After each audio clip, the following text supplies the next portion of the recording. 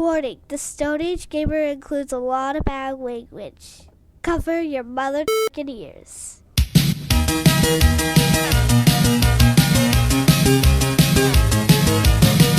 Good evening and welcome to the Stone Age Gamer Podcast. I'm Kris Randazzo and joining me tonight is biodegradable NFT Dan Ryan.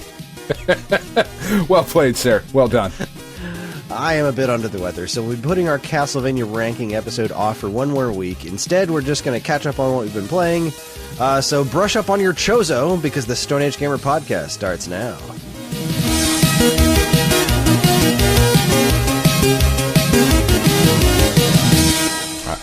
I've been studying. I've got charts and maps and translation stones. It's crazy. Oh, man. Hi, everyone. This is episode 380. It's the week of October 15th, 2021, and we're going to eventually talk Metroid Dread, and there's going to be, there's going to be some spoilers. I don't want to talk past wherever Dan is, so we'll get there when we get there. It's not far enough is where I am. Oh, my goodness. Oh, my goodness. I saw that you finished it today. I did. I just beat it a few hours ago. Which is quite exciting. I got back to the title screen and I collected 34% of the items. Oh, Jesus. It's like, oh, wow, I did nothing. I did absolutely zero. I know, I keep I'm on my third area or whatever, and I keep checking the screen and it's like, you've collected 3% of the items in this area. So, well, you can go get fucked. Always so low. And when I finished it off, I went to go fight the last boss and I was like, There's area I'm looking at areas on my map that I could go to right now, but fuck it. Let's just finish this off. Let's see what the ending's like. I'm just We'll get there. Yeah, we'll get there. So all right, let's kick things off with the biggest news. The biggest news of all. We've got more Amico news in the world. We've seen the physical products. If your this is a scam-o-meter is not just right into the red after the announcement today. I just don't know what to tell you. How flames on the side of my face, how can you sell product for a system that's not out yet? Now, I get, I bought games for the PS3 before it came out by a couple of days. Yeah, but that was definitely coming out. This doesn't even have a release date. It doesn't even have a release date. We don't even know around when it's going to actually come out, if it is going to actually come out. The thing I find so troubling about this is that, given the track record that Mr. Tallarico has had so far, which is spotty at best, what guarantee is there that what people purchased today is a complete and finished product? In as much as video games are complete and finished now, when they're sold anyway, but 0%. There's no a chance question in my mind that what people dropped $80 on, because there were three bundles, right? There were two $80 bundles with 4 different games apiece, or a $150 bundle where you got all 8 games. And then they're supposed to be $20 a piece or something like that, or $30 right, but a piece. Didn't he originally say that they weren't going to be over $10? Weren't they hard? Originally, they weren't going to be over $10, but then I thought he said hard capped at $10. That was the original thing, but they've since, I think, reneged on that. But I don't think the digital games are going to be above 20. I think 20 is the new cap, but only on digital products. But only on digital. Wow, man! So you're going to pay more to have a box with a digital code in it. There's people today, and the coin's kind of cool. As far as a collectible thing, I thought the coin was pretty cool. That is a cool nod to that. Man, see, because that shows that at least there's some sort of thought to who this system might be for, right? Because I know he said Christian moms and whatnot, that's who he's targeting, but people buying the Amico name or buying this because of the Intellivision name are probably collectors. Yeah, the right? church moms and stuff aren't buying the physical copies. They're Right. just going to get digital stuff. The So physical copies are for us who grew up back then, and as cool as Right. coins are, patches would have been better. Patches would have been way better and probably cheaper to make. I don't know. I am completely talking out of my ass on that. I have no idea. The thing that I find the most troubling, though, is that there are people that legitimately just dropped $150 on something today that doesn't exist and might never exist. And they're not going to get their money back. They're just Because you're going to forever. you're going to get boxes, so they don't have to give you your money back. And the boxes are kind of ugly. Yeah, the Like, I baby don't blue like is a the bold baby choice. blue. Yeah, I don't. It's a I don't bold like choice. The robin's egg blue they got cooking there, but also like even on top of that, the Ferg pointed out, I thought the spines looked familiar, but I couldn't place it because they're definitely not the Intellivision ones. Right. So Ferg pointed out earlier that it's the same font as the Atari Soft stuff. Which is a weird choice. Yeah, it is. And the Atari Soft stuff actually looks cool because they're not robin's egg blue. Yeah. So the selling NFT codes, I think that's actually a step in the right direction, like a decent step, because theoretically then, if it is indeed a non-fungible token, right? If this is the only one of these that exists, you have this particular digital code, then that means that there would be in the future, if there was a market for it, a resale market, right? Because you could sell it again as long as it's not a one-time use code. Mm-hmm. Right. So I think that is a step in the right direction. But getting involved, like turning your vaporware system, putting it in bed with NFTs and Ethereum and the blockchain and like all of these terms that I barely understand, that most people I barely understand, right? Because if we understood it, we'd be making money off of it somehow because everybody else seems to be. Man, getting involved with all of that, like if that just doesn't raise your bullshit flag, I don't know what will, man.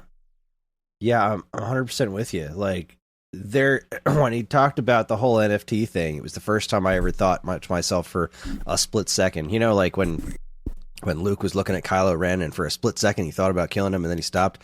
That's how long I thought about the NFTs being like, wait a second, maybe this isn't the worst thing in the world. Oh, wait. No. Wait a sec. And in the briefest moments of pure instinct.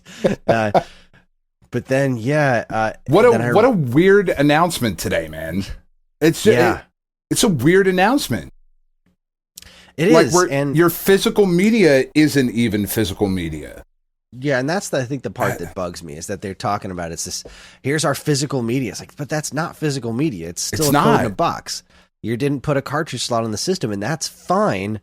But you don't need like this. This just seems like this whole weird thing to try to alleviate the fact that people wanted it to have like an original Intellivision cartridge slot or something like that. Yeah, and they wanted it to have physical media because it's a retro-inspired console, and well, as proven by the existence of limited run games and other such companies, people like physical media, especially old-timey collectors. Yeah. So, but if you're not going to do it, just don't do it, and that's fine. You don't have to have physical media for your console. No, not even a little bit. Especially now. Yeah. Like, would it surprise you at all? Like, I know you would be upset by it, but would it surprise you at all if the next round of consoles from the big three, they were like, no more physical media? It would not surprise me at all. No, of course not. Because that's the way we're going, right? I mean, obviously that's the way that we're going. Mm-hmm. But there is still a market for it, but eventually... Sure. Eventually, you just got to kind of think about the cost of it all. But that's why there's versions there's a version of the Xbox Series that doesn't have physical media as an option. Right. And the PlayStation. Yeah. So, I mean, that's why those exist. So, and it's fine. We live in a current world where non-physical media is a thing. You don't have physical media for your phone, and that's effectively the kind of games the Amico's going for. So yeah, it's really weird. It was a really weird announcement today, and like I don't even know anymore, man. The cards look like a cartridge, and like what bothers me is that if you were gonna go this route, there are so many better ways to do it. Like, don't spend the money on a coin. The coin's nifty, but if you really want that nostalgia thing, you go for a patch. Granted, that was an Atari thing, but still, you've got a lot of Atari on your system. And as far as the cartridge slot goes, like, if you really want to do this upright, if you really wanted to impress me, put the card inside of an Intellivision cartridge. Make a physical cartridge that you open up and keep. Then that's what you keep the card inside of. So even if there is no physical product, you've still made a really cool collector's item, which is what you're after in the first place. Not just a dinky little box that's Robin's Egg Blue. If they had made physical Intellivision cartridges, I still wouldn't buy them, but I would understand people buying them. If you were a Intellivision fan, you'd be like, well, I mean that's wonderful. But that's for me. That you're speaking my language. Exactly. How cool would that be to have a little Intellivision cartridge that doesn't actually do anything, but it's it's a cool little piece to collect. Yeah, I would love that. But man, it's just weird. Just a weird fucking announcement. It's a weird thing. It's a fucking Ouya. Like, I mean, it is so. Because, like, there was a little bit of discussion about it today on the Discord, like, towards the end of the Amico conversation that was on there today. And if you're not on our Discord, you really should join. We're all very nice. Most of the time. But there's a market for this retro-inspired console-type thing. Like, I want something like this to succeed. Mm-hmm. But this ain't it, man. And I don't know that anything is going to succeed because, like the Coleco thing was a joke. The Atari VCS has zero traction, right? Because that came out, right? We talked about that. That is a thing that exists. That is out in the world, and do you know anybody who has one? No. Of course you don't, right? Neither do I. I don't think anybody on our Discord or anybody who's written in or texted us or fucking sent a letter, be like, hey, I got one, it's great. Like, that's just not on any of our radars. So, like, that, if the Atari name isn't cracking it, then I just don't know that something like this is going to ever be viable. That's a shame, I think. I don't know. I don't even know if it matters. Because I have my iPad. Like, with the games that they're going for on the Amico in particular, like, I would play that Moon Patrol game on my iPad. I don't need a lot of buttons for that. I could do the on-screen buttons, or the fucking Apple Arcade or whatever. Mm-hmm. That would totally work. But, like, Apple Arcade is a thing. And how much are Apple TVs? $120? $100? I'm sure your neighbor has one that they'll just be like, I don't fucking use it. They'll give it to you. Like, you're not going to drop $300 on the Amico, man. Oh, fuck, man. Super weird. Anyway, moving on. So, fuck that guy. What you been up to besides being angry about the Amico? What you been up to? Just playing Dread. I was sick, quote unquote. I was sick this past week, so I had to take a dog up to New York. So I had to call out of work for that. And I got to spend just a lovely day with my wife while my children were at school, and we went and spent a bunch of money on shit that we shouldn't have. Mostly just a couple of birthday presents that Tiff had wanted to get for me, but they weren't going to come in time. But it was like, hey, we're in New York. Let's go see if Lids has the fucking super sweet Derek Jeter Hall of Fame induction hat. And indeed they did. So now it's on my head currently, and it's a gorgeous hat, Chris. It was way more expensive than a baseball hat should be. But we were up at the the Palisades Mall up in New York, which is it was really, really. Have you ever been there? Palisades Mall? I don't think so. Okay. Palisades Mall used to have like the biggest indoor Ferris wheel in the world, was inside the mall. It's 4 stories tall. It's like absurd. A weird thing, you know. It is. You know what we're gonna do? We're gonna put a Ferris wheel inside. You're talking gibberish. You're crazy. Why would you do that? Look, I can see the Sam Goody from way up here. A carousel indoors, sure, go nuts. Sure. A Ferris wheel, like it's an odd choice. Half the point isn't half the point of a Ferris wheel to like get up really high and see everything around you. Like yeah. I can see the rest of the mall. Well, I can look see at the it. food court from here. I can see the Journeys and the Hot Topics. I can go to all of them. They got that Derek TV Jeter store. hat at Lids. That's awesome. Right? That's how we saw that we had it, actually. We were up on the Ferris wheel. But like that mall, I remember going to that mall when I was a kid, right? And for those of you who don't know from North Jersey, the North Jersey area still operates under blue laws, right? And what these laws were, back in the day, businesses weren't allowed to be open on Sunday. Everybody was fucking Chick-fil-A, right? Back in the day.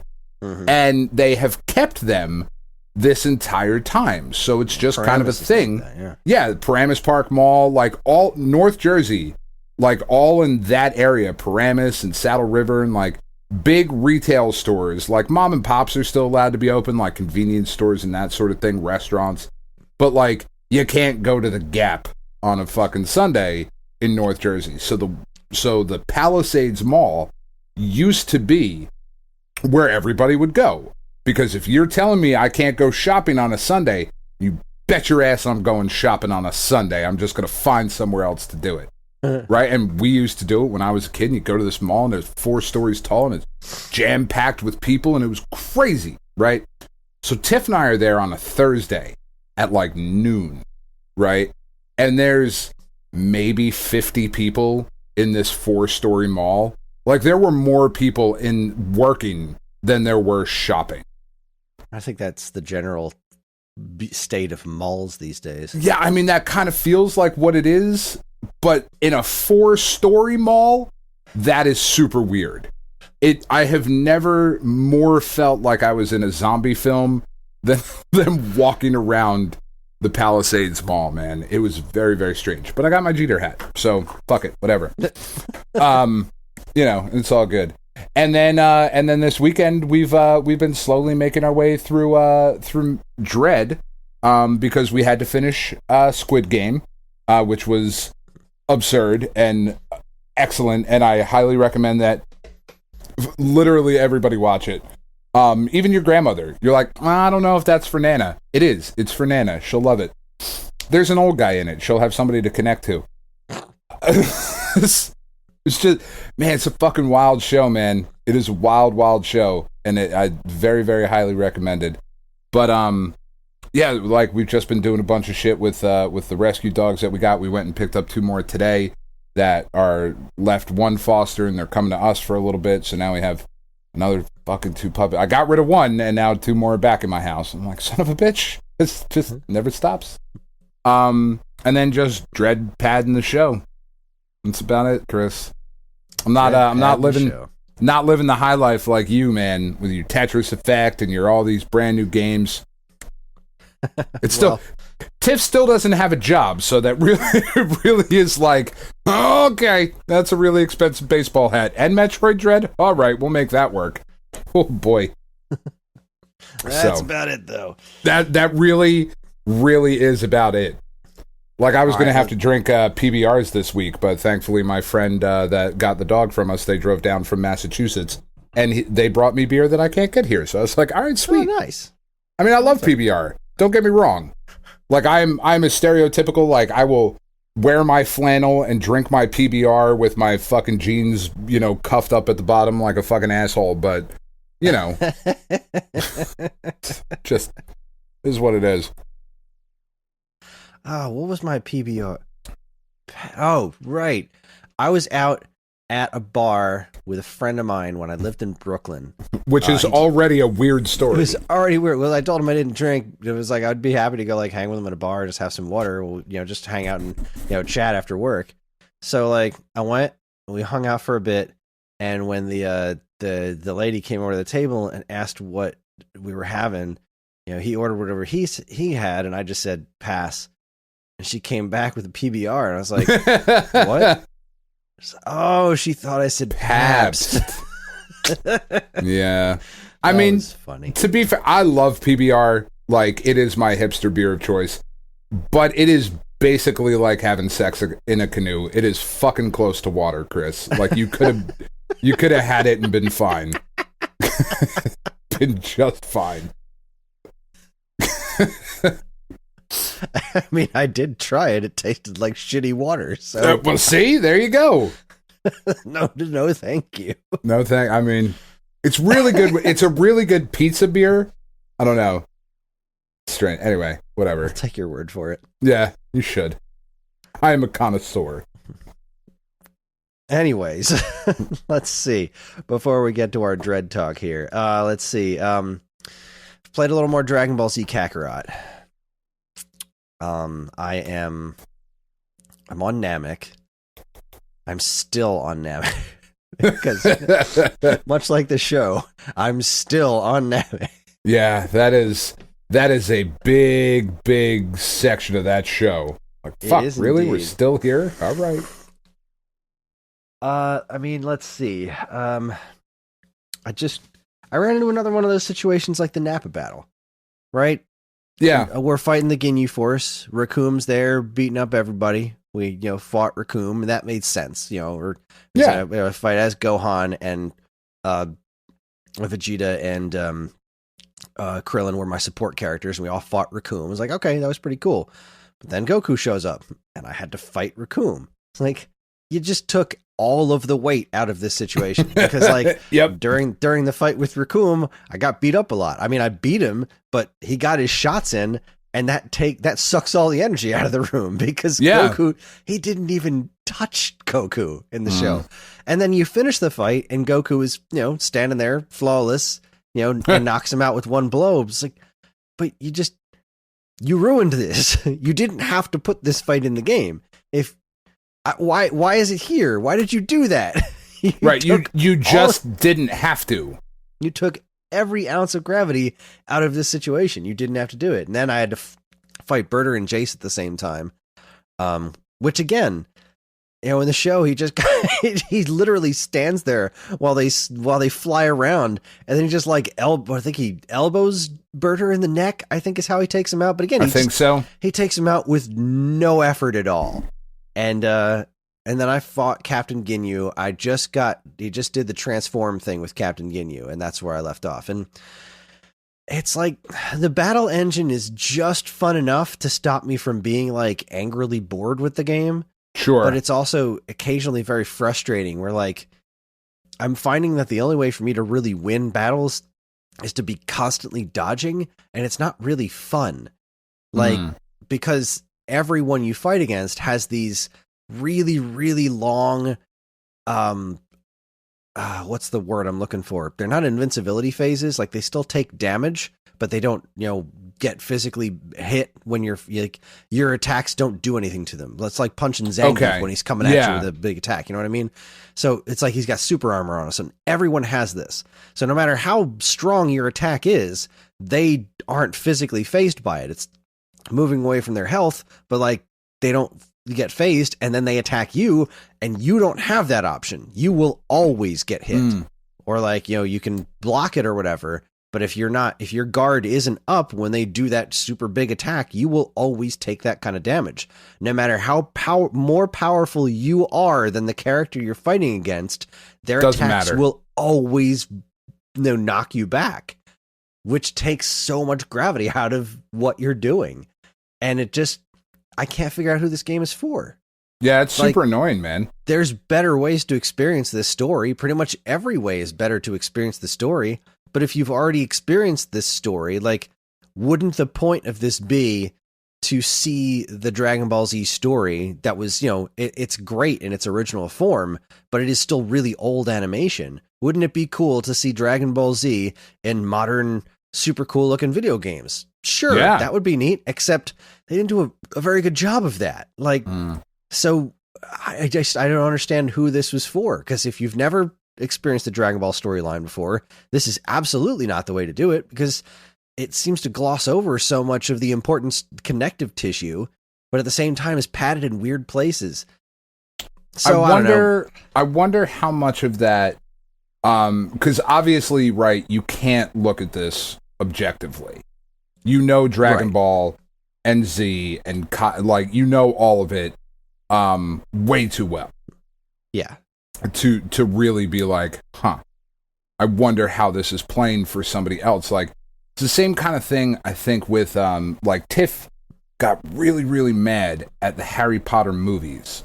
Because she was like, if you read the books, all of this makes sense. Missing, yeah. But if you haven't read the books, they never once explain the significance of the names on the Marauders map. Nope.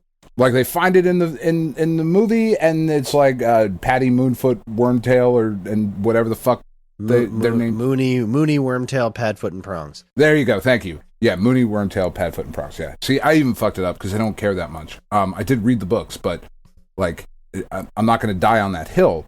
But it used to drive her crazy, and she'd be like, I don't understand how anybody likes these movies because they are missing so much, but they don't know that they're missing anything. Well, what I mean? I have a response to that, because John had been watching me playing this game, and he was really into what was happening. He was really into it, but he was really into wow, there's a dinosaur over there. And then we got to the fight where Nappa shows up, and he's watching it, and they kill Yamcha, and they knock off Tien's arm, and none of it's phasing him. And he's like, okay. And I'm like, but other stuff. So he's not connecting with any of the characters. No, because that's literally all you've seen of those characters to that point. Right. So I was like, all right, let's watch some episodes of the cartoon. And he is into it. Right. We're even, the Saiyans haven't even showed up yet. We're still with Gohan training in the woods. And he is into it. He's all in. He's like, oh, this is great. I was like, I don't want to show you any more of Kakarot, because all it's doing is spoiling plot points at this point, giving you no gravity. Right. He had no idea that Yamcha and Tien and Chaozu were actual characters. They were just these people who showed up and then got the crap beat out of them in a couple of seconds. I'm like, no, there's something there. Yes, Yamcha's a joke to us now, but sure. when Dragon Ball Z started, he's one of the most powerful people on the planet. Yeah. The fact that he gets blown up, which is absurd. It is absurd. But when he gets blown up by that Cyberman, that was kind of a shock. And that's what I'm right now on the show. We're watching the Ocean dub, because that's the version that I started with, and I wanted to show him a version of the show that, I don't know. On one hand, I really wanted to show him the version that I started with, because for all the weird faults that the Ocean dub has, it's really freaking cool, man. It's got that theme song, which he loves that theme song. Yeah. He just the dragon. He loves that theme song. Never lets me skip it when we start an episode. And that's funny. And it also takes out all of Master Roshi's pervertedness, which is fine by me. It's one of the parts of the show that I just have such a hard time with, especially now.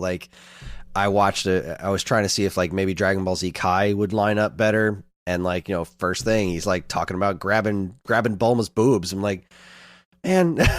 Yeah.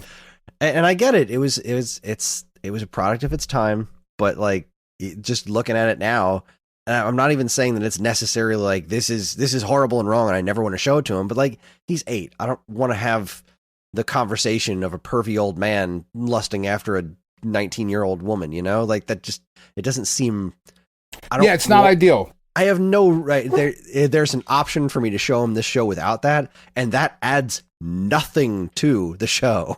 Right. Losing it takes away nothing. Seeing it adds nothing. Exactly.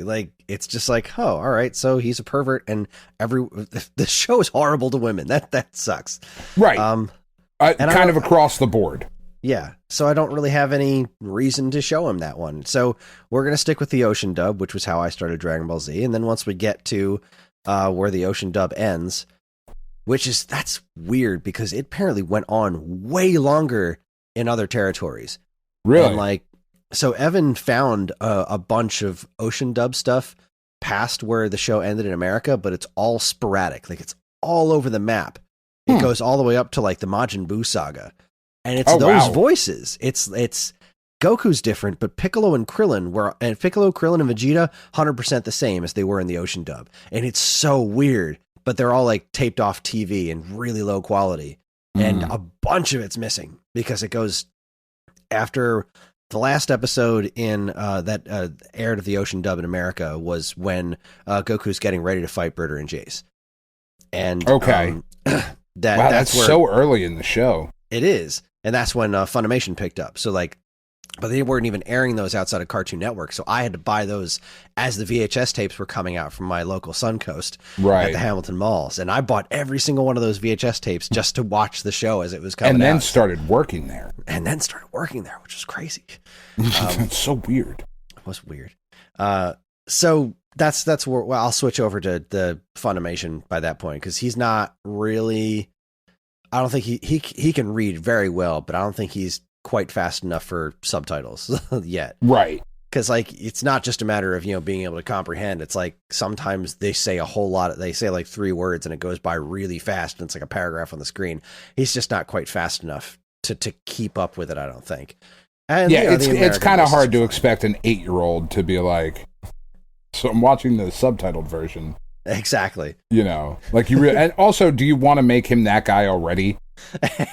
You're going to make him that guy at some point, but 8 is probably a little early to be like, is this in the original language? Because otherwise, why bother? I also had a fun experience with him yesterday because Goku's running along Snake Way. And they're like, don't fall off Snake Way. And then the next episode was when he falls off Snake Way. Right. And I was like, I don't know that John has an understanding of what the concept of hell is. Yeah. So I had to explain to him what hell was because I wanted him to get how ridiculous the ocean edit for hell was because Nappa and Vegeta blew up Arlia and they said they sent, you sent that planet to another dimension. I was like, all right, so in order to make this show quote unquote safe for kids, every time they killed someone, they say they're going to another dimension or they come up with some sort of excuse why someone didn't die, but they died. He's they're fine with that. Dead. He's totally fine with understanding the concept of bad guys kill things and he gets that. But the HFIL, the Home for Infinite Losers, is still one of my favorite things ever. It's got to be the most creative way to skirt the concept of hell. It's pretty great. It's pretty great overall. Although I just noticed that in the preview for the episode where they have the HFIL shirts on, they didn't edit hell out of the preview. They just edited in the episode itself. That's kind of funny. So that's the next episode we'll be watching. Nice. We'll get to meet, Gaz and Mez, the two, burly hell demons that guarding King Yama's fruit. I love Dragon Ball. But anyway, so Kakarot. Tetris Effect. Give me your Tetris Effect. Let me hear it. The game's weird, man. Yeah, the game is wild. I like it a lot. So I played, the night on Friday when Metroid Dread came out. Right. I booted up Tetris Effect. I played a little bit by myself. While Karen was getting ready for bed and whatnot. And the single player game is wild. The music is really interesting. The fact that it's all tied to your movements. The way the music basically is the sound of Tetris is really, really cool. I really, really like that. The single player mode is really cool. So we jumped into, after she got herself together, we tried the multiplayer mode. The mode that we tried was, I don't know if this is on the other platforms yet or what, because it's the one that's designed after the NES Tetris. Okay. Specifically, the graphics and the sounds are the NES version of Tetris, but also the actual gameplay is the NES Tetris. The blocks fall the same way. There's no give when they land. There's no shadow block. There's no reserve block. None of the modern accoutrements. It's all classic Tetris. And we did the thing where, like, we did that one for a bit, and then I think we played a different mode where it was me, her, and one computer against a fourth computer. And like when you go into that the effect mode or whatever, when you click the trigger buttons and you go into like the zone out mode or whatever, when you do that, it squishes all three boards together. Sorry, so I was trying to stifle a sneeze. Did not work. Sounded violent. Couldn't get the mute button quick enough. It all just came apart. So all three of your game boards merge together, and then the three of you take turns dropping blocks in this really wide stage. It's freaking weird, man. And it was kind of fun. That is weird. It's a really... I'm so glad I bought it. It is a really, really neat version of Tetris. It's way better single-player Tetris than... like, I forgot what it felt like to play Tetris leisurely, because the only Tetris I've played for so long has been Tetris 99, which I love, but it's really, really intense. This is just like, nah, man, zone out and play some Tetris. Just play Tetris, man. Yeah. Just enjoy it. Really, really like it. I've also seen a couple of people post online that Tetris Effect is probably... Metroid Dread is the best thing to have launched alongside the OLED, but Tetris Effect is right there behind it. Because so much of it is black. And that's the thing with OLEDs, is they display true black. So seeing Tetris Effect on the OLED apparently looks really freaking good. I mean, not that it really matters much to me, again, because I didn't get one, and I'm not gonna, because I rarely play in handheld mode anymore. Sure. So, but yeah, Tetris Effect is great. I mean, I kind of always figured it would be. I never really understood exactly what it was. But the fact that it really is just a game based on the concept of zoning out to Tetris, it's really wild. I can't wait to play more of the story mode. I'm definitely going to put some more time into it. All right, man. I'm excited about that. Me too. It's really cool. I'm glad I finally have a chance to play it. I mean, I guess I technically had a chance to play it on PlayStation, but I'm a goober. Sure, but you're a prick, so... I am, yeah. I really, really am. I know. Plus, I only have one PS4 controller, and I wanted to get a 2-player, so... Obviously. There's my rationalization. Yeah, obviously. We had the announcement for the last Smash Brothers character, and that was really fun. Yeah, we had the announcement first. You're welcome. That's right. Breaking news.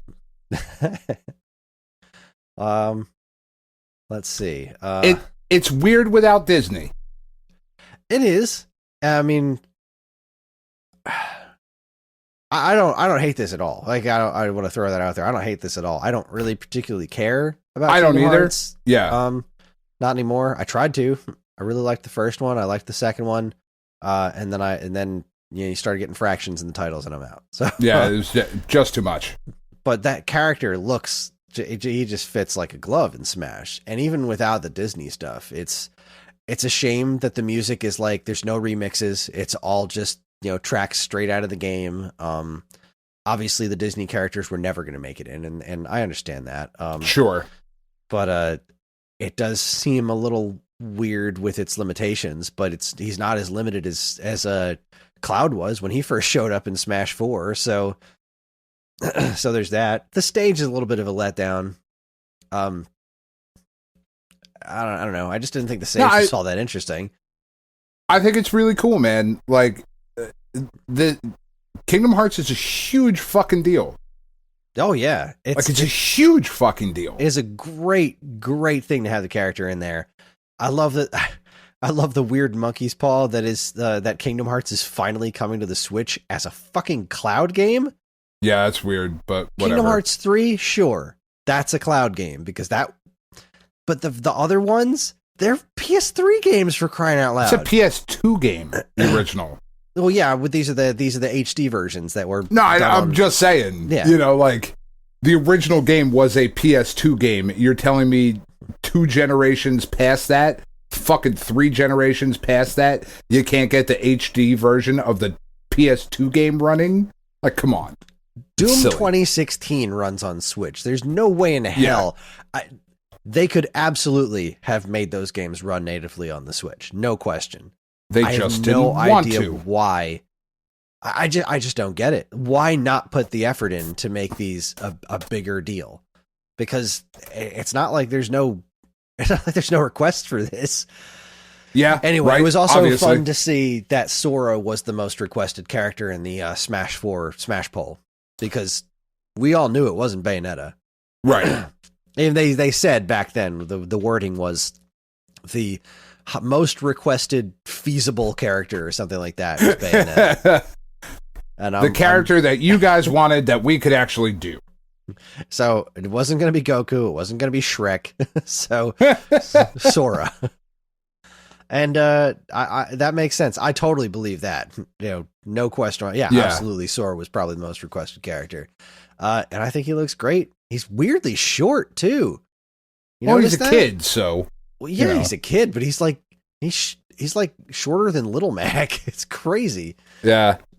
But still, I don't know, man. I am very happy for people that love Kingdom Hearts, that love Smash Brothers. Like, that is just really cool. It just feels like, man, knowing that that's the final one, I just kind of like there's some big ones that you're missing.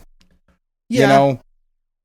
But I mean, really, having the most requested character be the last one. I mean, I think it was a pretty big one. I think it sucks that it's another Square Enix rep. Yeah. You already have 2 of those, and they already have 3 of those in there.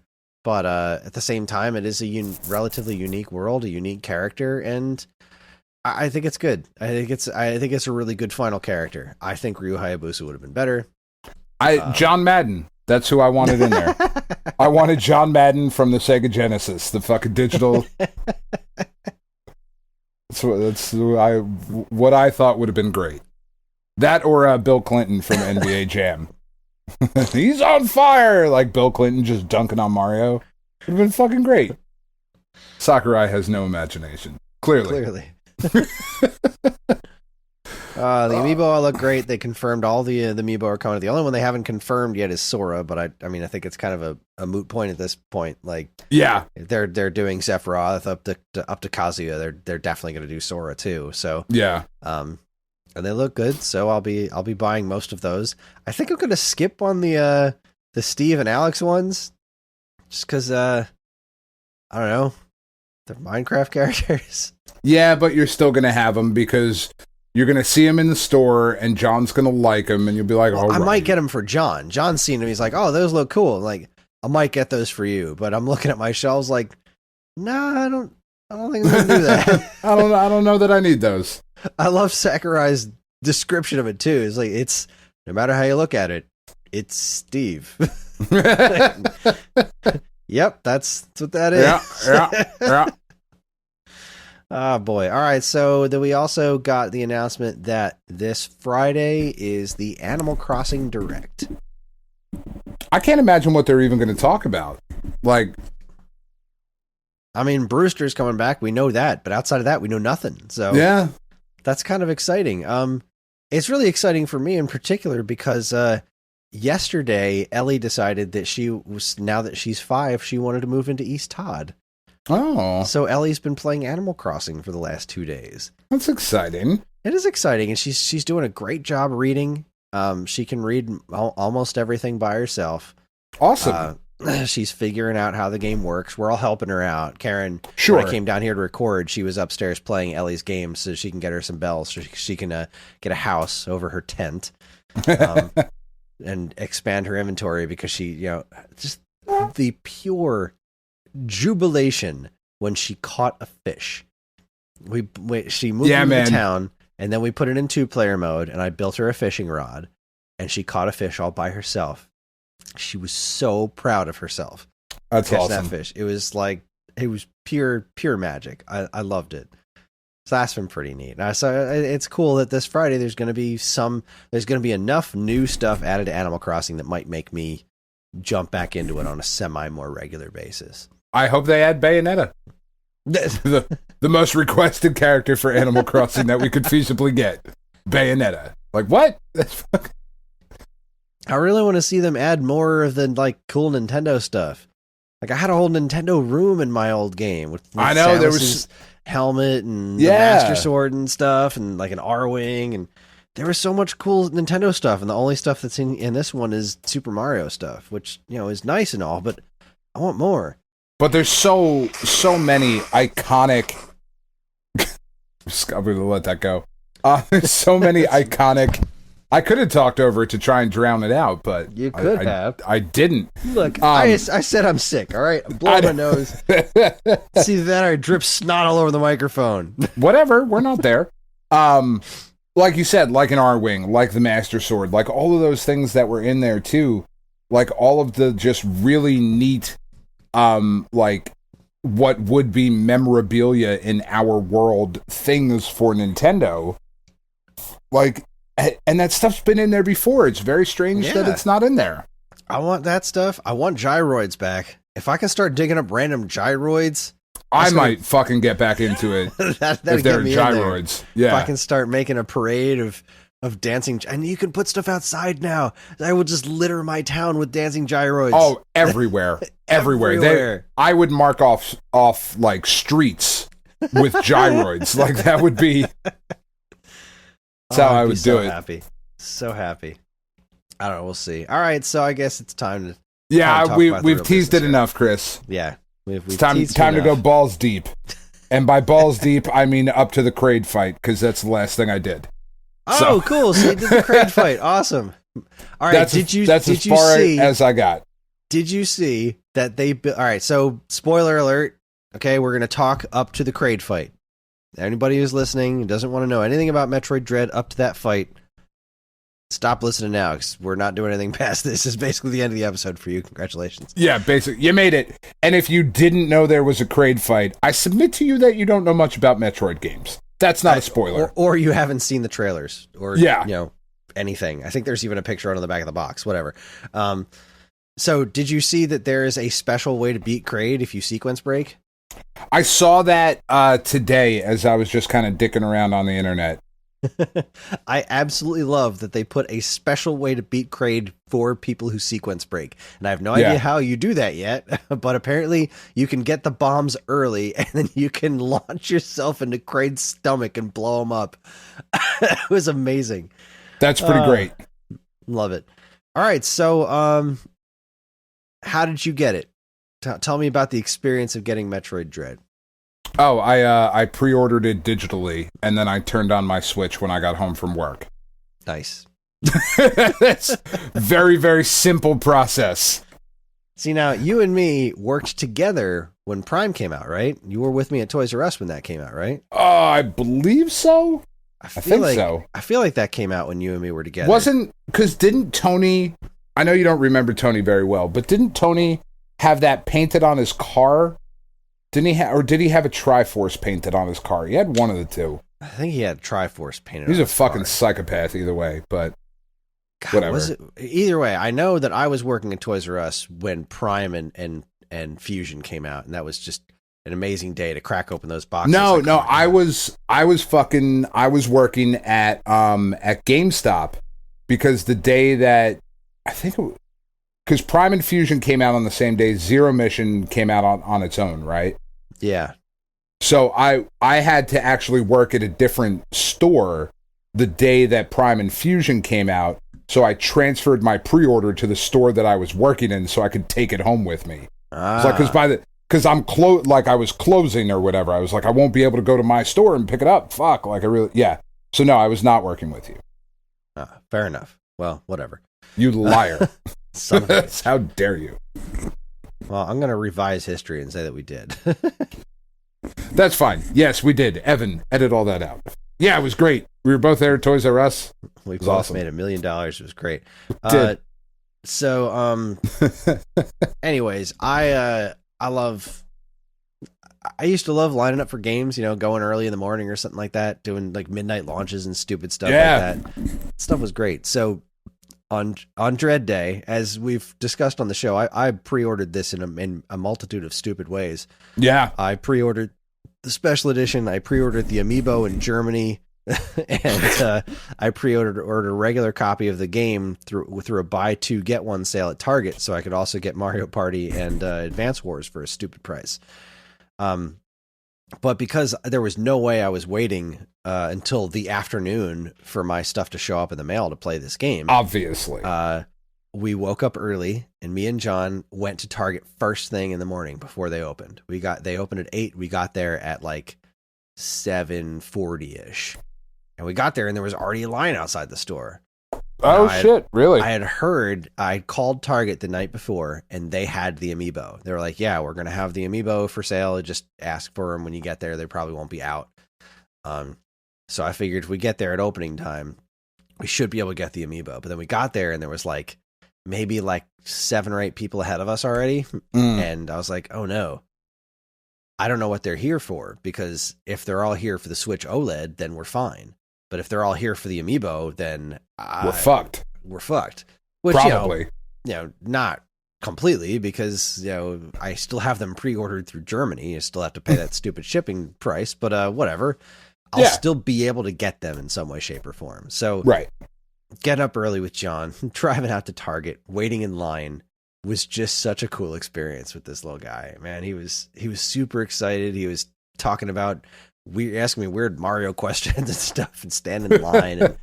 And then the doors opened up, and the people that were behind us in line ran past us.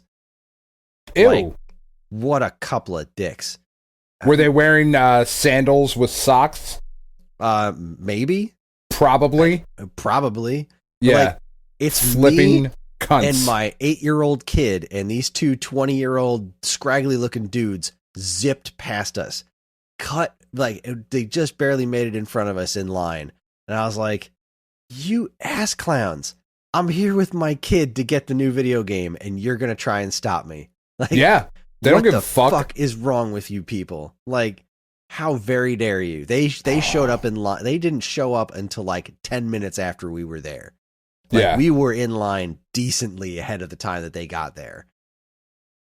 Don't have to be there on time if you're going to run past everybody. It's a good thing I wasn't there, Chris. I would have ruined your experience with John that day, but I would have ruined their day way worse.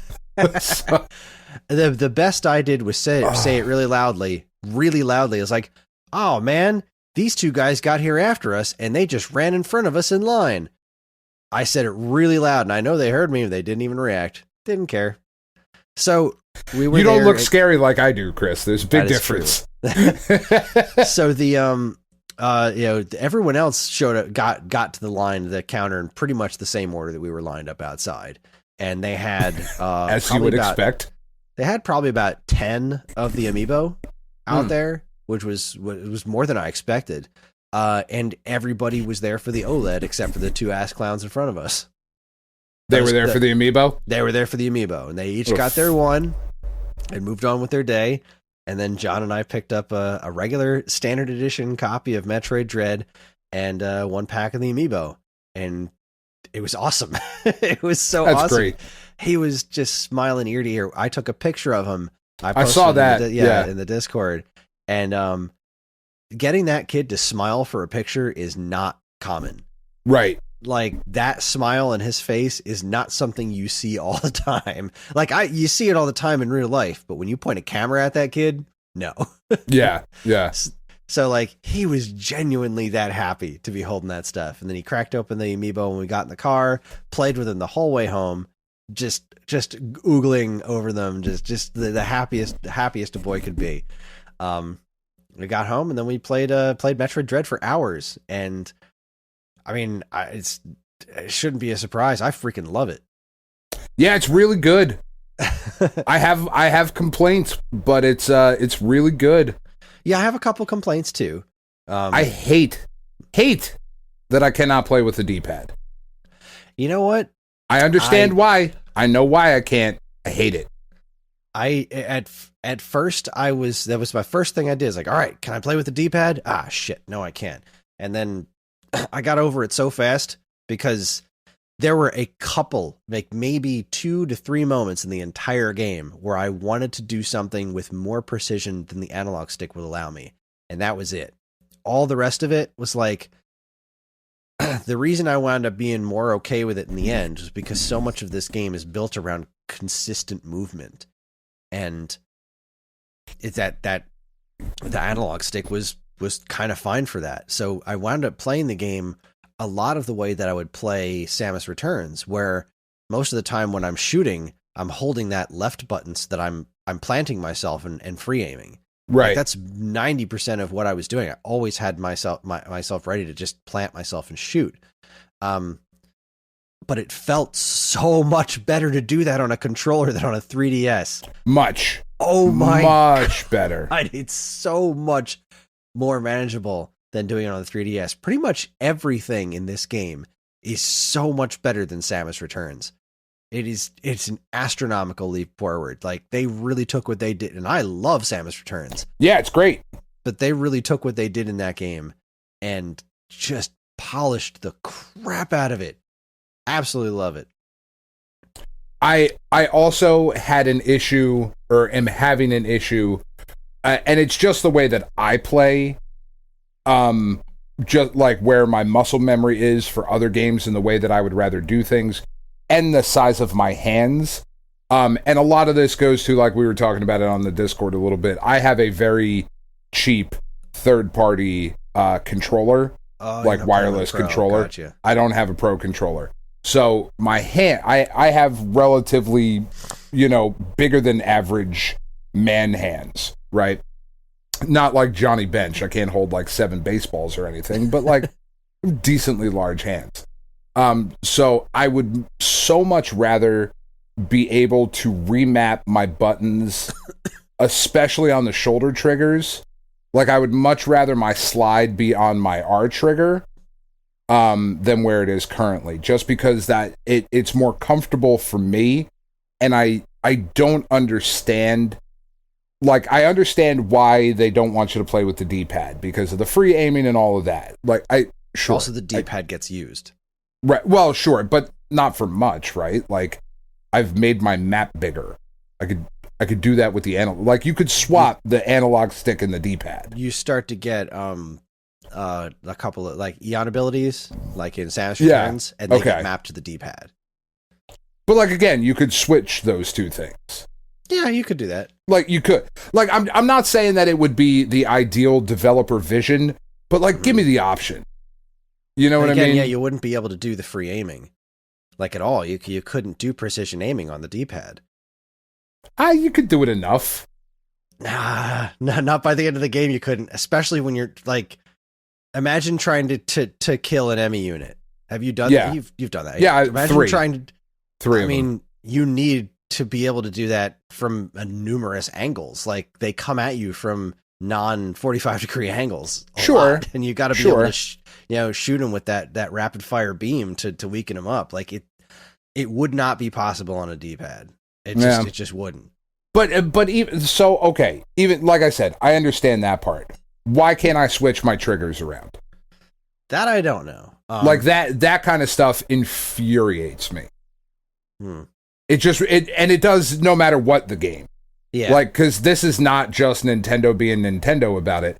There are plenty of games where it's like, nope, you can't switch that. Like, why? I just want this thing over here. Yeah. Like, this is more comfortable for me, and it does not change the game in any conceivable way. Yeah, I mean, it drives me nuts. Eventually, all 4 triggers do get used, but again, you should be able to map them to however you want. I thought they were perfect where they were, but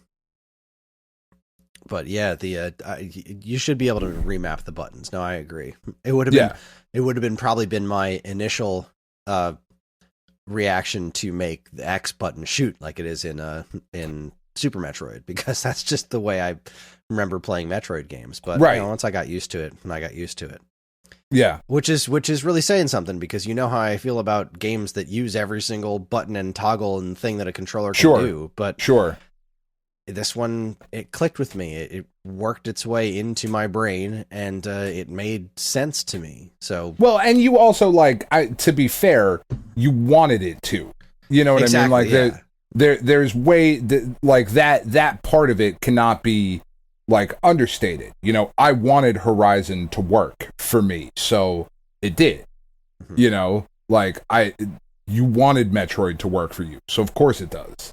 I mean, I needed it to, but it took a lot of effort. But eventually, it just kind of became second nature. And man, the way I was fighting by the end of that game was like, yeah, the combat is fun. I did have a little bit of an issue with the pacing of the combat in the beginning, before I started to get some of the abilities, just because I like my Metroids more explory than shooty.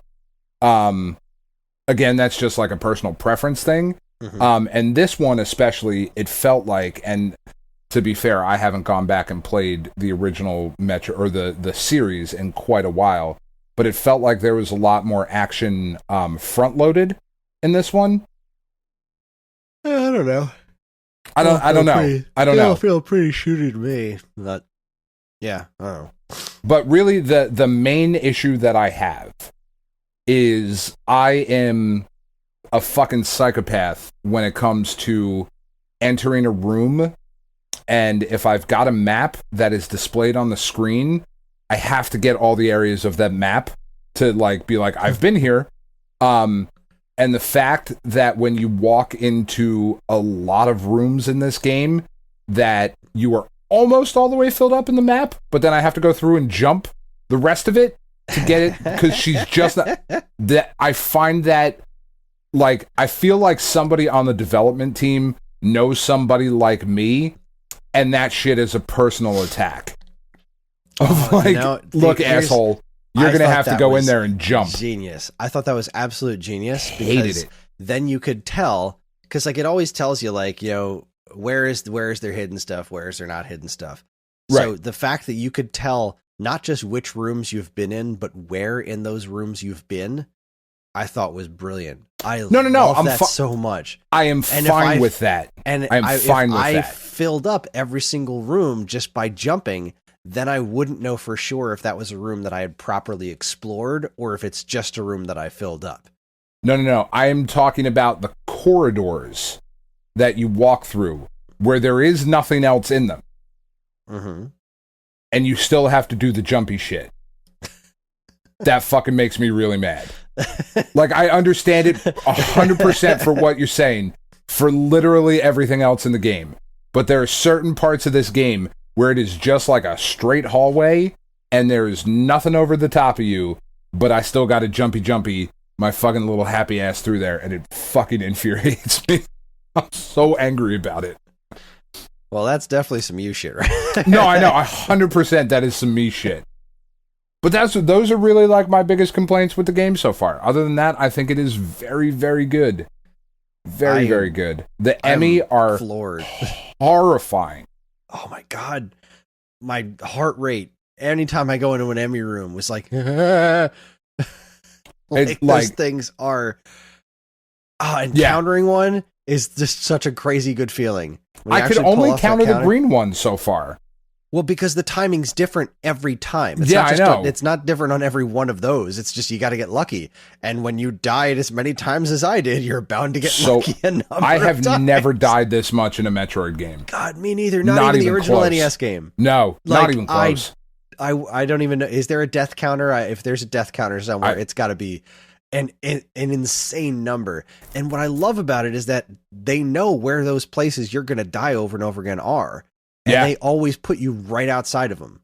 Like, not even at the closest save point. It's just like, you die at a boss, you will always start right outside that boss room. Yep. And I died on bosses a lot. Really? Oh, there are some crazy ass bosses coming. Like, yeah, the first boss is fine. Kraid, I think I may have died once just out of I died once on Kraid. Yeah, I died once on Kraid out of sheer just ballsiness. I was just paying attention to all the shit that was I was just looking at it. You know what I mean? Like, I really wasn't fighting. I could beat this guy, no problem. I was not paying any attention. I was like, oh shit, I'm almost dead, and I'm dead. Damn. Yeah. All right, fine, I'll do this again. But God damn. But yeah, eventually the bosses get hard, but like in a really good way. In like I don't want to say almost Mega Man Robot Master kind of way, where it's like, okay, you go in, if every boss, I would go into a room and be like, all right, here's the boss. I'm just going to take in everything that I can because I know when I die, I'll be able to start right over again. So I just try my best. I wouldn't even try to beat them the first couple of times. Just be like, let me try to figure out what you do when I do this. And like, it just became this wonderful, wonderful learning experience with every single boss. And I know I've seen a lot of people complaining about it online. The bosses are too hard. And it's like, I don't think they are. I think it's all learning. There's no penalty for death. Just try something different. If you're not getting it done, then you're clearly not doing something right. And try to learn. Oh my God, the bosses were so cool. They kept getting so much more interesting as I went along. And again, no spoilers for you, obviously, because I don't want to ruin anything for you. But I think it was easily the coolest last boss a Metroid game's ever had. Okay. Maybe not quite it's hard to say anything is as impactful as Mother Brain and Super Metroid, Like, right. How do you top that just from being impactful? But the last boss fight was so goddamn cool. It was so goddamn cool. But even that wasn't even like the coolest thing in the game for me. Like, I know everyone complained about Other M being way too much in the wrong direction. They were rightfully so. Like, the story in that is terrible. It's trash. This game handles story so well, and it handles story based on the stuff that I'm really interested in. Like, one of the things that knocks Fusion a bit for me is that I'm way less interested in Samus's time with the Federation as I am with her time with the Chozo. Like, when I played Metroid as a kid, the Chozo statue, the first time I saw that was like burned into my memory. Like, what is that? I need to know more of that. And then like all throughout my life, you've been given these little drip feeds of like, what were the Chozo? What were these things? And then this happens after Kraid. I won't explain much of anything, and I don't think this is going to be a spoiler you care about. Okay. When you get to in this game, you do actually, besides the Chozo that beats the crap out of you in the beginning of the game and steals all your powers, you meet a nice Chozo. You go into a room and there's a Chozo there, and he's friendly, and he starts speaking to you in Chozo, and the only words that Samus says in the entire game, she speaks back to him in Chozo. Cool. It was so cool. He does this whole exposition dump, and then Samus responds in Chozo, and I lost my mind, because the Chozo lore has always been so fascinating to me, and those Chozo memories in Samus Returns were super cool, and like, man, what is this? What is this warrior race of Chozo, not the peaceful ones? Like, who are these guys? And you learn all that stuff, and God, the way it ties the story together from previous stuff, and man, there's some cool stuff happening that I know you're gonna like. Like, there's like an intrinsic gameplay change that happens at one point. Like, the way it's played changes at a certain point, and I was like, "You've got to be kidding me! This is too cool! I didn't not see this shit coming. That's awesome." But seeing all this Chozo lore and just really hearing Samus, all right, there's two lines that say, there are two times that Samus quote unquote speaks in this game. One is when she speaks Chozo to that guy, and one is a very awesome scream. And that's all I'm gonna say. There's a part where she just screams and shits, like fucking Private Pile, let me see your war face kind of scream. Yeah, kinda. Did you actually get that reference? No shit. Yeah, I saw. Shit, Clockwork Orange? No, Full Metal Jacket. Full Metal there Jacket. You go. Jesus Christ! Yeah, there you go. And it was one of those movies. Yes, I've seen that before. Okay. Yeah, no. Somebody put online the best way to sum it up. Doom Guy and Samus have this in common: they're too angry to die.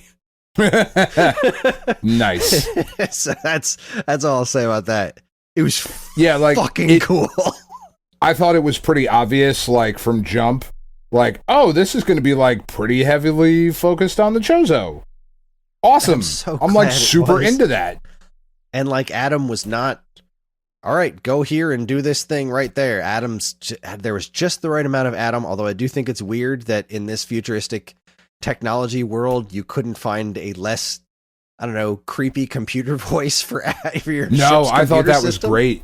I thought that was great because, like, the entire time we're playing this, like, I've, you know, you have your suspicions about characters and like, ooh, I wonder if they're doing this or I wonder if they're doing that. The whole time that we're playing this, Tiff is like, I don't fucking trust that thing. I figured the reason the that it's voice like that does that. The voice does do that, yes. And I also kind of figure the reason for that is if he did actually sound like Adam Malkovich, then Fusion makes no sense because she's talking to that computer the entire time, not realizing that it's Adam until he tells her that. So obviously he doesn't sound like Adam, but still. The other thing I thought was really funny, I spotted online, and now I can't unsee it, and I love it, is that Adam, it was a picture of her talking to the big round thing of Adam, and the text box at the bottom, Adam says, "I'm going to take you for a ride." And they put the Marvel vs. Capcom 2 character select over Nice. And all right, that's awesome. I can't unsee it. It's so perfect. That's awesome. Oh, yeah. This game's really good, man. Like, I think this is my favorite Kraid fight. Oh, without a doubt. Like, I really think so. Like, as soon as he popped up on screen and, like, see the eyes and shit, I was like, yes, this is fucking great. This is so awesome. And, like, the fight was really interesting. Because that's the only problem. Kraid's such an awesome creature, but design. Both of his fights, I mean, the Super Metroid one, you can end that in literal seconds. Less than 2 seconds. You can end that like that. And in Zero Mission, it was a little better, but it still didn't really amount to much. This was an insanely hard and really one of the easiest bosses in the game by a large margin. But still, there was a battle there, and it was really cool. So that was awesome. Big fan of that. Very into it, and then I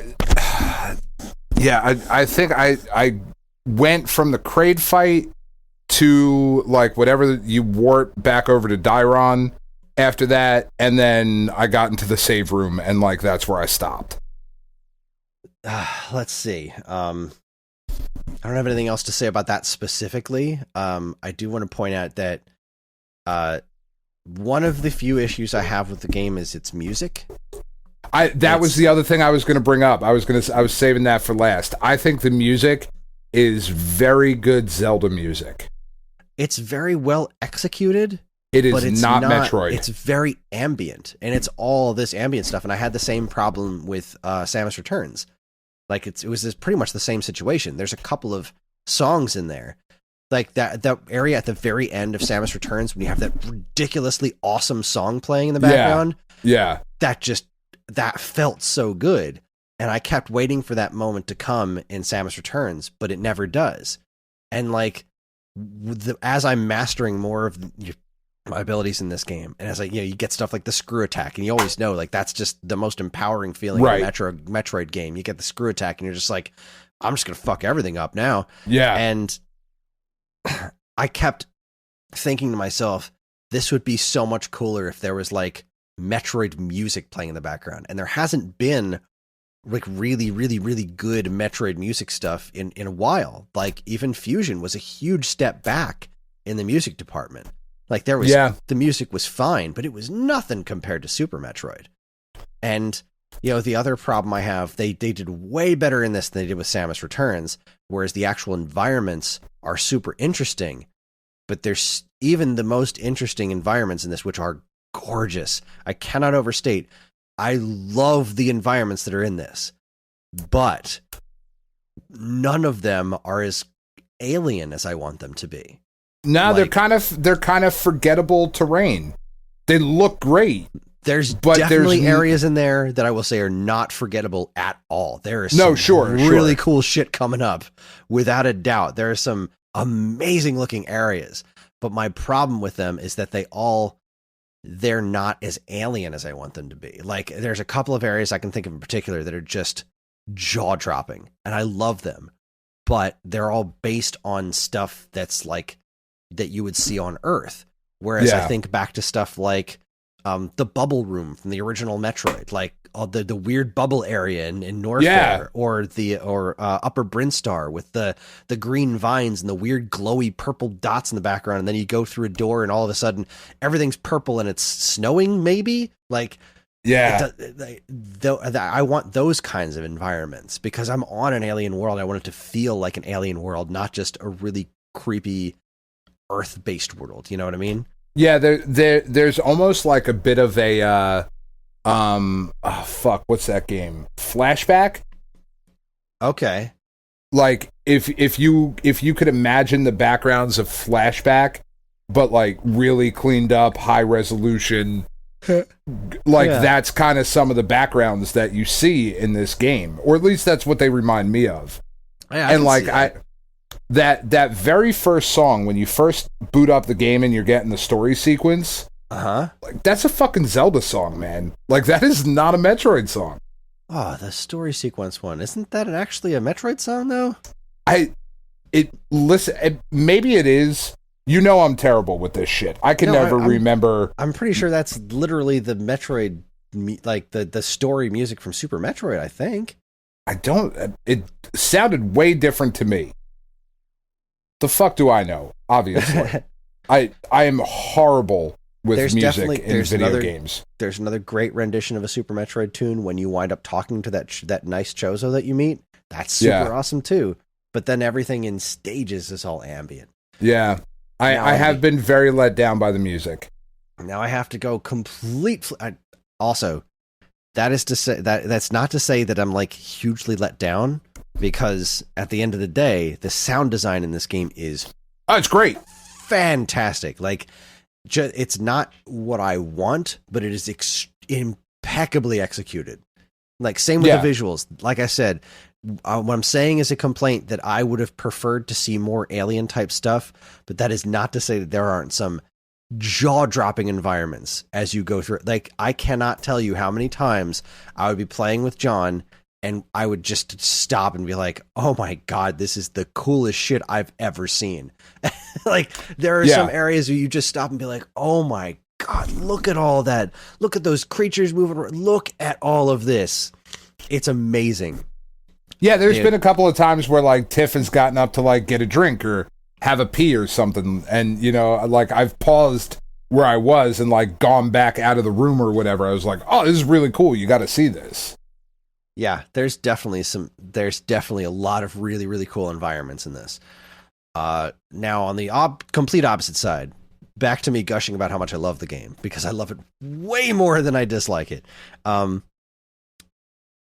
One of my favorite things when I was a kid was the Chozo. We already covered that. But the other thing that I always did was I always imagined Samus as a much more athletic character. You know what I mean? Like, I always just figured the limitations of her movement were the limitations of like the game's design. It wasn't like Samus can't do these things. It's just you can't do them in this 16-bit or 8-bit video game, right?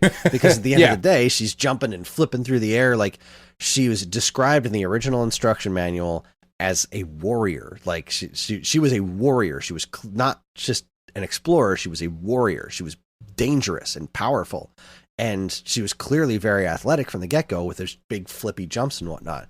So when they showed that first trailer, you see Metroid Prime, you first start to see like Samus in 3D polygonal design where she can actually animate somewhat realistically, and the cool shit that she was doing, and even just the original Metroid Prime, and then taken to its crazy extension in Other M. One of the few good things they did in that game was just the way Samus moved and animated, like with confidence and athleticism, and just they started to get that pretty right in Samus Returns.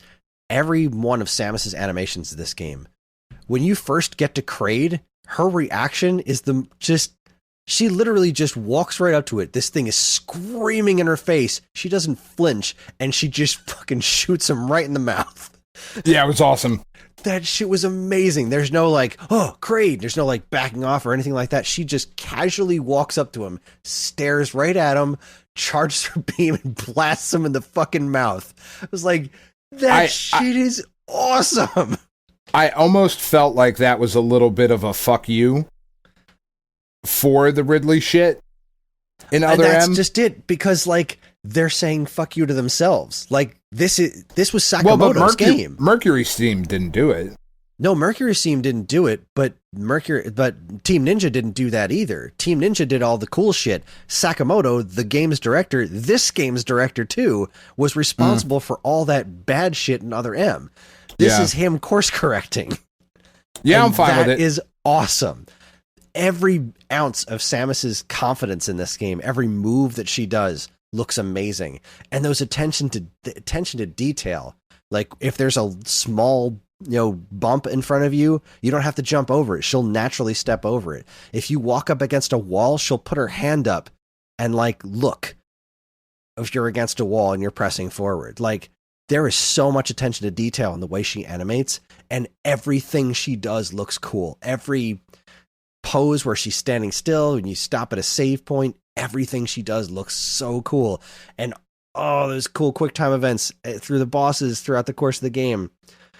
I mean, the Kraid one was just incredible. Yeah, and it was really cool. They just keep getting so much cooler, and you don't have to do them every time. Like some of the big bosses, you have to like eventually pull that off to finish the fight.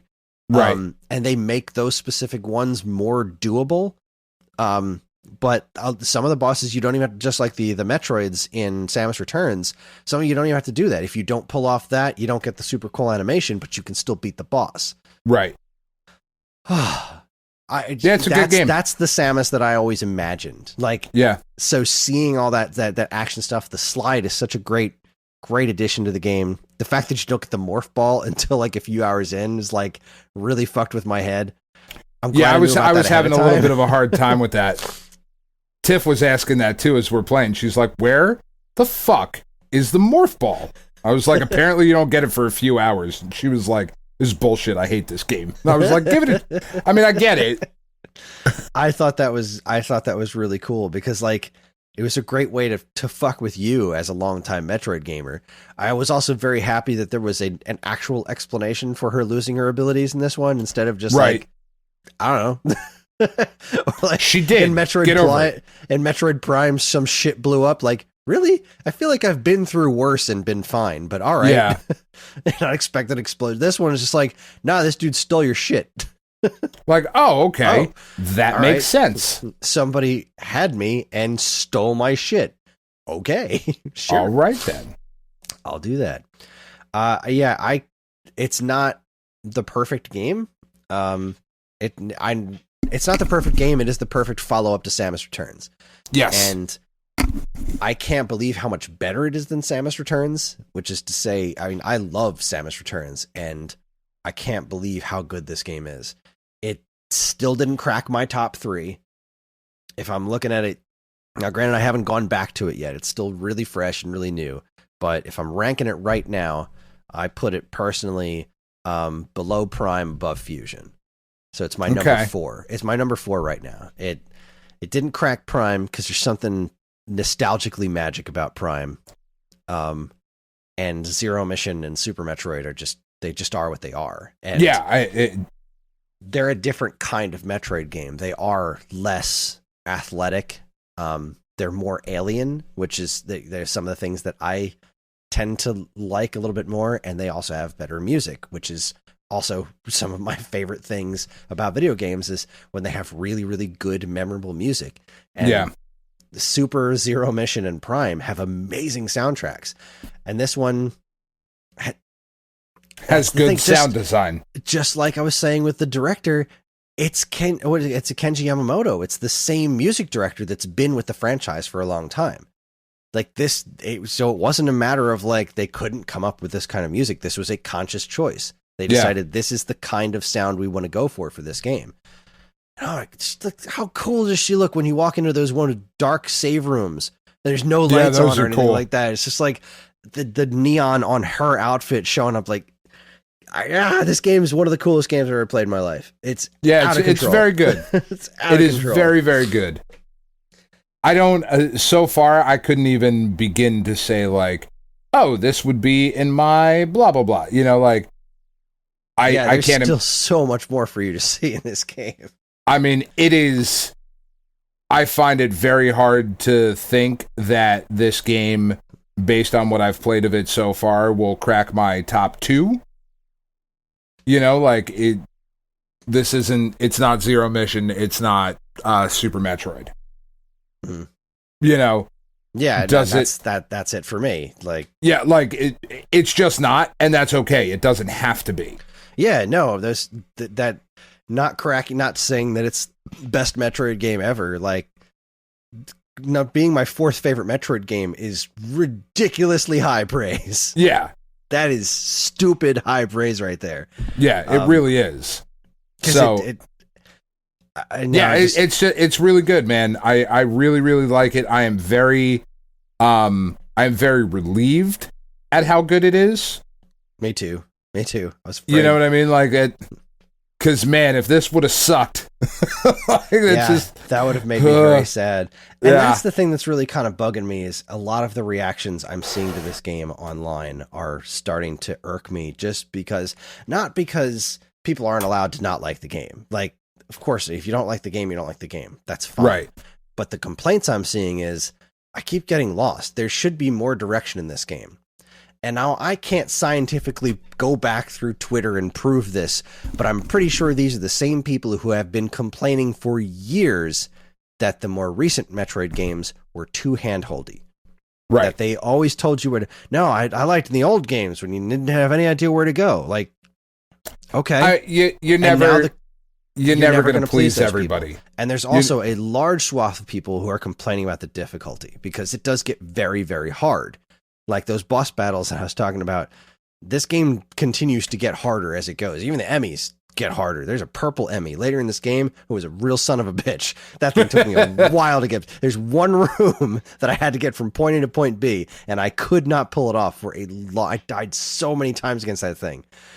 Regardless, a lot of people complain about the difficulty, and it's like, well, I mean, Metroid games haven't always been particularly easy, and weren't people complaining that games are too easy these days? Like, what's the deal?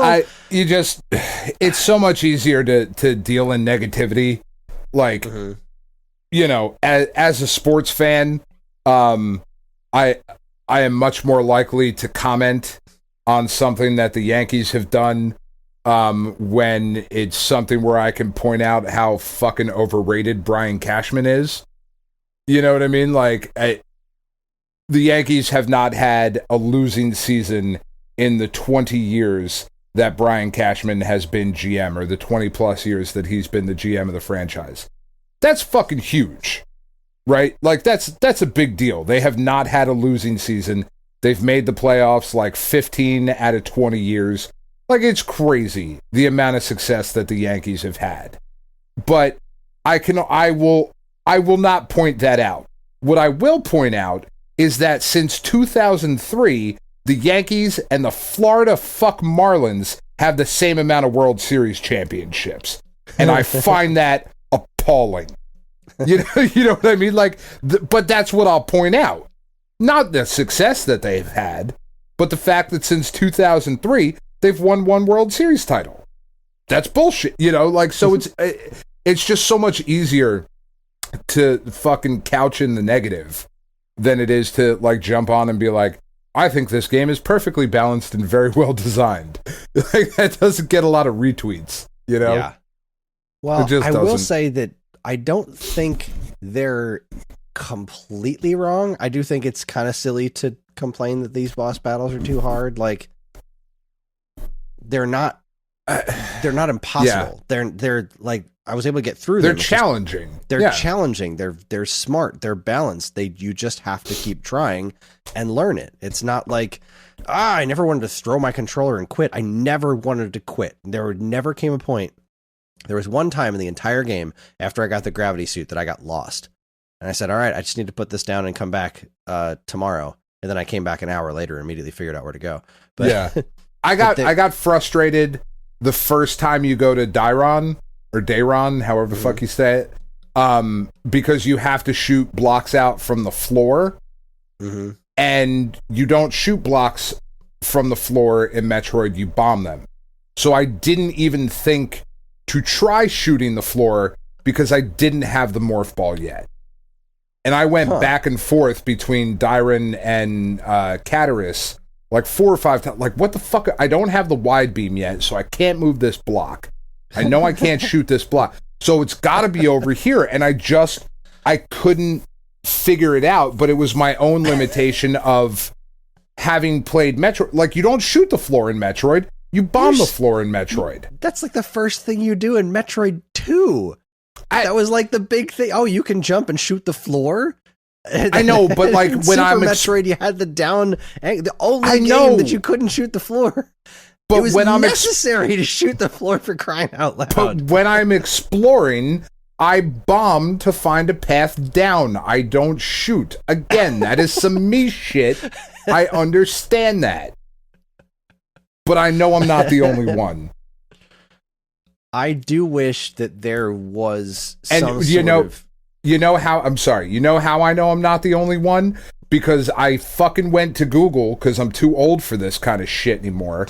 And I typed in stuck between D, and it filled in Dyron and Tetris. Like, I got to the D, and it fucking filled the rest in. So Google, I know that they're listening, but also, like, I'm not the only asshole that was stuck in that spot. It's crazy to me because, first off, it just goes to show how differently people play these games. Because shooting the floor is just always what I do. I always shoot the floor first. I roll and I bomb. Obviously, I roll and I bomb once I get the bombs, but generally speaking, I shoot the floor, and especially after playing Samus Returns recently, I shoot missiles at things to find out what they are. But regardless, outside of that, it's a problem that I saw a lot right before this game came out was people trying to play Super Metroid for the first time and getting frustrated and giving up right at the beginning of the game because they couldn't figure out how to open the red doors. Oh, yeah. They'd shoot a missile at it and be like, well, I don't get it. Like, no, you got to shoot 5 missiles at it. Yeah. And it's like, that shit made sense to us because we read it in the instruction manual, because you always read the instruction manual when that came out. But if you're new to this game, you don't know to read the instruction manual, and there's nothing in the game that says that it takes 5 missiles to open up the red door.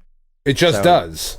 It just does, because that's the way it was in the NES game too. And it's like, there's no way to really communicate that without just saying something in the game. Like, you have to shoot 5 missiles to open a red door. Like, that's why I'm just assuming that's why they changed it to 1 missile, because when you really break it down, like, shooting 5 missiles at the door was kind of silly. It really was. I never really thought about it, but like then why not just have it be a missile door? All right, whatever. I still shoot 5, or I still shoot like 2 or 3. Just tap tap tap. Fuck. That was one thing that I did really enjoy about this game. I don't remember if it was only in. I kind of remember it being in Metroid 2 for Game Boy as well, but it definitely wasn't in Super Metroid. But like, every time I saw a red door, I was like, item. Red door is going to be an item. What am I going to do next? And I was so excited every time I got an item. I do wish that there was some sort of accessibility options in this game, because it is very hard. And I think that's how it's supposed to be played on normal mode. But like, think of a game like Celeste. That game's stupid hard, but it also has a mode that makes it really easy if you're just incapable of doing the things that the game needs you to do. And by the end of the game, shit was complicated. And I'm sitting there playing this game with Johnson next to me, like, he can't do this. No. And I bet he wants to. I bet he, every time I'd like go upstairs, he'd pick the controller and start like walking around real timidly, and I'd be like, yeah, and this is how you do this. Try some stuff out. Go ahead, shoot some stuff. And so he'd mess around with it for a little bit, and then he'd give the controller back to me, because he's seen all the boss fights that I'm doing. He's like, he can't do that. He doesn't have the dexterity for it. No. And like, no matter how many times he bangs his head against the wall, eventually when he gets older, he should be able to do it. But not now, yet. He would love to play through a Metroid game, but he can't.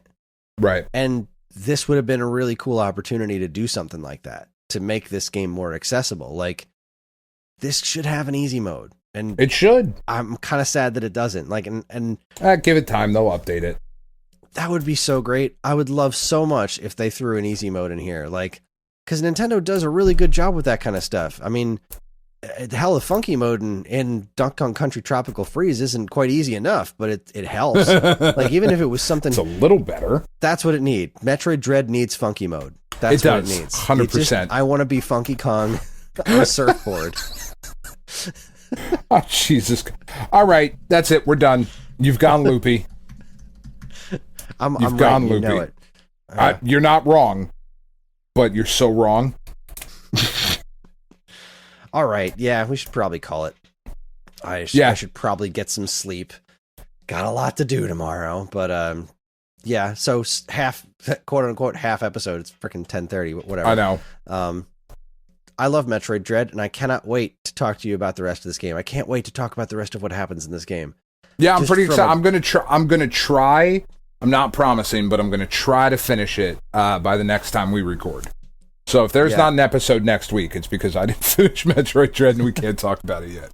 What was my time? Like 7 hours and 30 minutes. It was more than 7 hours, and what's it? My rate for collecting items was like 32% or something. Yeah. So I did not see a lot of this game, and I don't know if you've seen the videos of people pulling off the Shine Spark puzzles to get some of those missile tanks. No. They are crazy. I have not looked at anything for this. I don't blame you, because I don't want to ruin it. You know. Yeah, I caught a glimpse of a giant monster when I was scrolling through Twitter one day, and I could not have scrolled away fast enough. Fortunately, I'm still not entirely sure which boss that was, but I'm glad I got past it. Yeah, I didn't want to see anything. I don't want to be spoiled. I didn't want to be spoiled on anything. Yeah, I'm no glad spoilers. that I managed to get through it before I could get spoiled on anything. And the story made me so happy. I love the way it was told. I love what the story was. I love the execution. I love this freaking game. I don't think there's anything going to top it for my game of the year, but I guess we'll find out later. Yeah. And we'll find out how much I like Advance Wars, but I don't think Nope. I'll tell you right now. I'm sure I feel good about Advance Wars. I think I'm going to like it. I don't think it's going to top Metroid for me, though. No, it's not. I'm so glad this delivered. And we know there's more Metroid coming. Yes. We already know Metroid Prime 4 is happening. So that's just delightful. That's good stuff. All right. Say goodnight, Gracie. All right, that is our show. Join us next week for real this time. We'll be ranking every Castlevania game because it's October and Castlevania is also awesome. And holy crap, does Castlevania need the Metroid Dread treatment? Yeah. That's a conversation we'll have at some point in the future.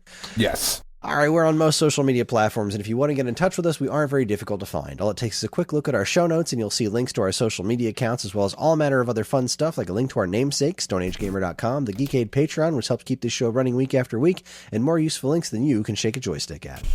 This show's theme song, Squared Roots, was written by Banjo Guy Ali. You can learn all about his wonderful music and more by following the link to his YouTube channel, also in the show notes. And speaking of Banjo Guy Ali, the Metroid covers that I commissioned from him, the Metroid 2 cover, Surface of SR388, is coming out this week. It should be out by the time this episode airs. Please go watch it. It's my favorite of the covers he did for me. It's an amazing cover of that song. Finally, as always, we'd like to thank our intrepid editor, Evan, for making the show listenable for all you folks.